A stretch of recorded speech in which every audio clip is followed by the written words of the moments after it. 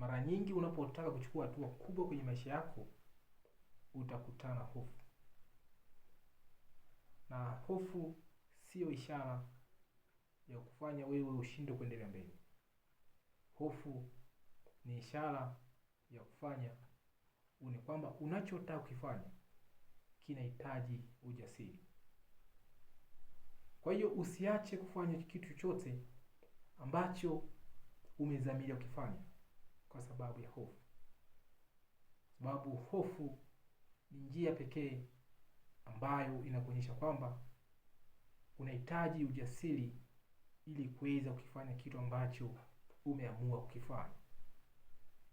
Kwa hiyo unawezaje kushinda hofu ulionayo, hasa unapotaka kuchukua hatua juu ya jambo ambalo unataka kulifanya?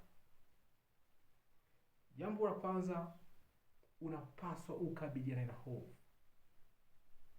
Remember, you cannot conquer what you do not confront. Huwezi kukishinda kitu ambacho kikabili.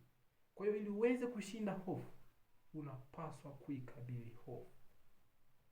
Hii itakusaidia wewe kuweza kushinda hofu, hasa unapotaka kufanya jambo lolote ambalo umeamua kulifanya, hasa jambo ambalo unajua lina umuhimu kwenye maisha yako. Bila kusahau, mafanikio yako ndiyo furaha yako. Asanteni sana kunisikiliza. Mungu awabariki.